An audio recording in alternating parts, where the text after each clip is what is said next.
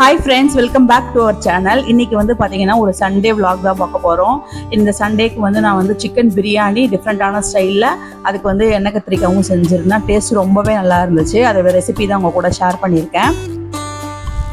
First வந்து பாத்தீங்கன்னா பிரியாணிக்கு ரைத்தாக்கு எல்லாத்துக்கும் தேவையான வெங்காயம் தக்காளி இது எல்லாத்தையுமே நான் கட் பண்ணி ரெடி பண்ணி வச்சுக்கிட்டேன். இது பிரியாணிக்கு வந்து எக்ஸ்ட்ரா எந்த மசாலாவுமே நம்ம ஆட் பண்ண போறது கிடையாது.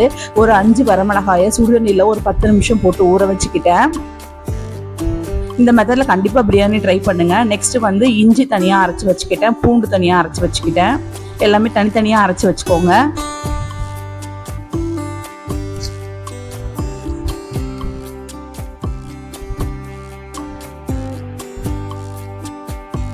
அடுத்து வந்து 10 நிமிஷம் ஊறுனா அந்த வரமிளகாயும், அந்த வரமிளகாய் மட்டும் தான் நம்ம காரத்துக்கு போட போறோம். மசாலா எதுவுமே போட போறது கிடையாது.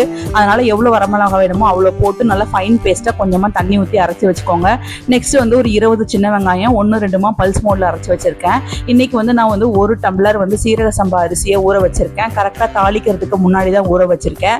ஒரு குக்கர்ல கடலை எண்ணெயை ஊத்திட்டு, நெய்யெல்லாம் நான் எதுவும் போட கிடையாது, பிரியாணி ஸ்பைசஸ் ஆட் பண்ணிட்டு 2 மீடியம் சைஸ் வெங்காயம், பெரிய வெங்காயம் அதை கட் பண்ணி நல்லா வதக்கி விட்டுட்டு இஞ்சி தனியா பூண்டு தனியா அரைச்சு வச்சிருக்கோம்ல அந்த பேஸ்டையும் ஆட் பண்ணி நல்லா பச்சை வாசனை போற அளவுக்கு வதக்கி விட்டுக்கோங்க.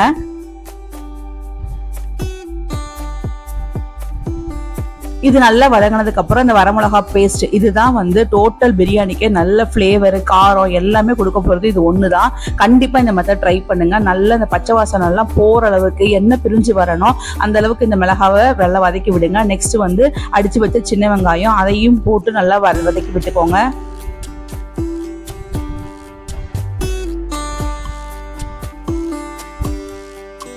இப்போ வந்து ஒரு கைப்பிடி புதினா கொத்தமல்லி இது ரெண்டுத்தையும் ஒன்றா கலந்து விட்டுட்டு, ஒரு தக்காளி வந்து இதுக்கு நிறைய சேர்க்கக்கூடாது, அதனால ஒரே ஒரு மீடியம் சைஸ் தக்காளியை ஸ்லைஸ் பண்ணி வச்சுருக்கேன். அதையும் ஆட் பண்ணிவிட்டு தேவையான அளவு உப்பு நம்ம இந்த ஸ்டேஜில் போட்டுக்கலாம். போட்டுட்டு நல்லா சுருள வதக்கி விடணும். எண்ணெய் நல்லா பிரிஞ்சு வரணும் அந்த அளவுக்கு வந்து வதக்கி விடணும்.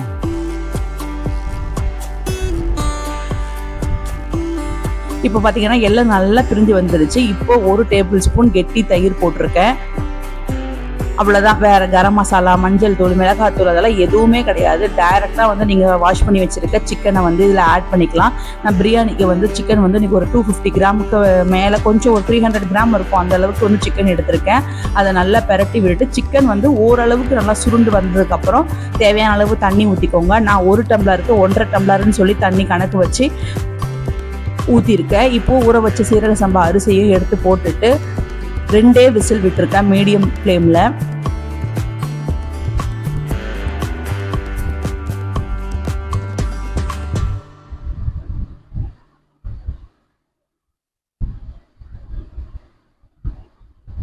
இப்போ அதுக்கு சைட் டிஷ்ஷா வந்து கத்திரிக்காய் ரெடி பண்ணலாம் பாய் வீட்டு ஸ்டைல்ல.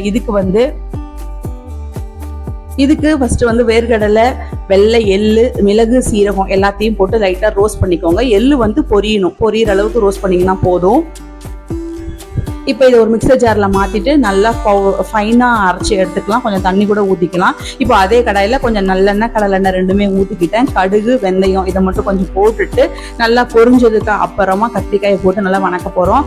இதுல மெயின் என்ன அப்படின்னா கத்திரிக்காய் வந்து இந்த எண்ணெயிலேயே நல்லா வதங்கணும். எந்த ஸ்டேஜ்லயுமே நம்ம தண்ணி வந்து இதுல கத்திரிக்காவை வேகிறதுக்காக ஆட் பண்ண போறது கிடையாது. ஸோ இப்போ எண்ணெயிலேயே நல்லா சுருள வதங்கிருச்சு.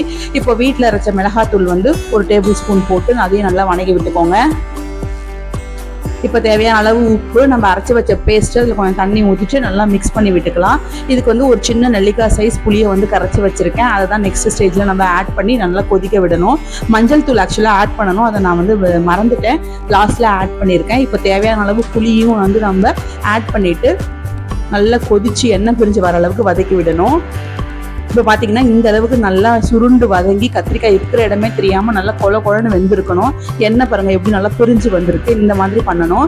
இதை நீங்கள் வந்து தயிர் சாதம் வெறும் ஒயிட் ரைஸில் கூட போட்டு சாப்பிடலாம். அவ்வளோ டேஸ்ட்டாக இருக்கும். இன்னைக்கு வந்து பிரியாணியும் சூப்பராக வந்துருந்துச்சு. அதுக்கு காம்பினேஷனாக ரைத்தா, பாயில்டு எக்கு, கத்திரிக்காய் சூப்பராக இருந்தது. இந்த ரெசிபியை நீங்களும் ட்ரை பண்ணி பார்த்துட்டு எப்படி இருக்குன்றத கமெண்ட்ல மறக்காம சொல்லுங்க. வீடியோ பிடிச்சிருந்தா லைக் பண்ணுங்க, ஷேர் பண்ணுங்க. பாய்.